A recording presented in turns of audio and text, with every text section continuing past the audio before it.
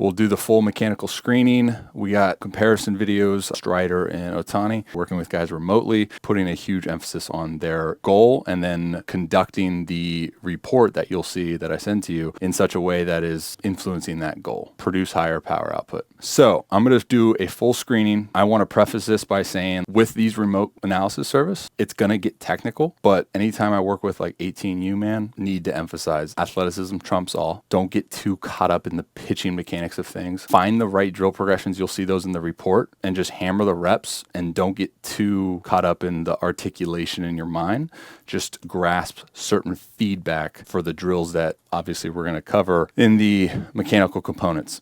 And you'll see everything in the report. So like if there's any confusion as to some of the things that I'm talking about and the verbiage terminology that I'm using within the screening, in the report, it's going to keep everything somewhat simple. And there's videos in there that kind of go about it.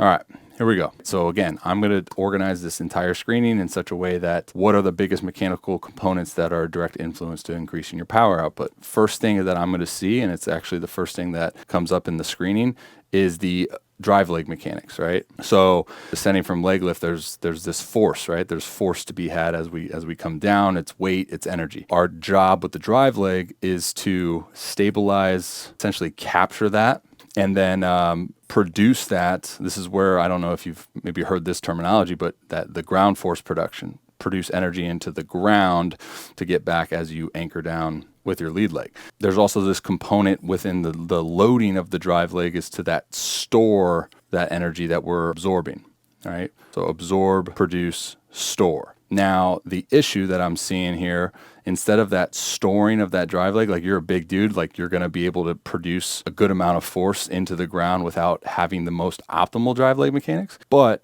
if we don't have that point, like I've struggled with this as well, if we don't have that loading to be better, then we're going to get rushed. Sometimes the lead leg will pull, and that's going to pull the drive leg early.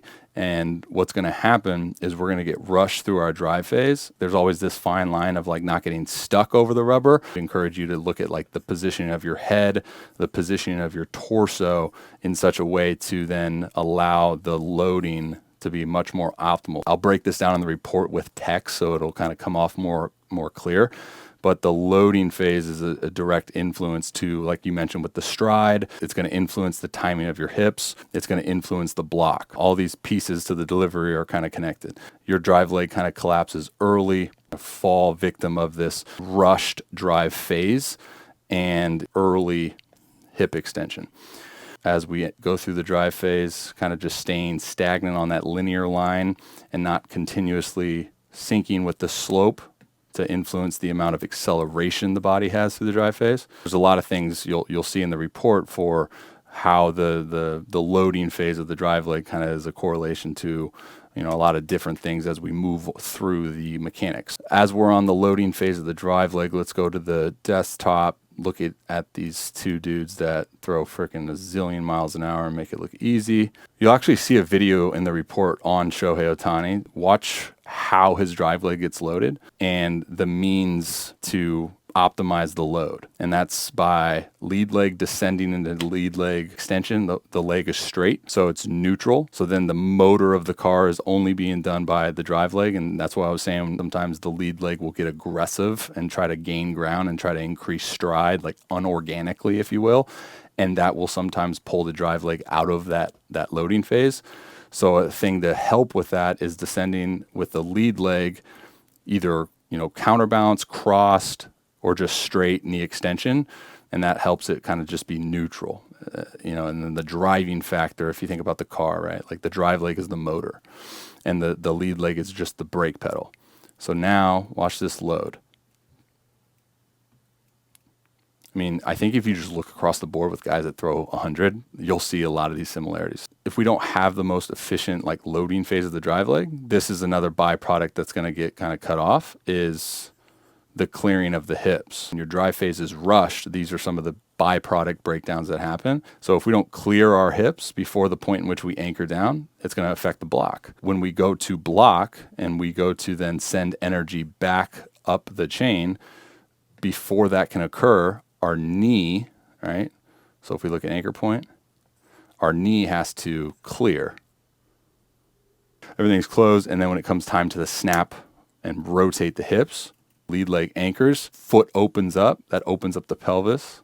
And now as the trunk then rotates and the knee doesn't have to then take time to bow out because it's already cleared. Hips are already cleared. So we create all this rotational energy and then it's boom, we release it in the direction of the target. So if we don't clear our hips, we're missing out on some of that potential energy that we can have. All right, dudes, Robby Rowe here. Thank you for watching that video. If you're interested in booking your own mechanical analysis, you can click that link right there. Also tell you a little bit about the service and what it entails. Hit that link right there. Subscribe, please. You can also check out that video right there, which is related to the video that you just watched if you want to get some more context on that. All right, guys. Much love. God bless. Till next time. See ya. Strike three! You're out!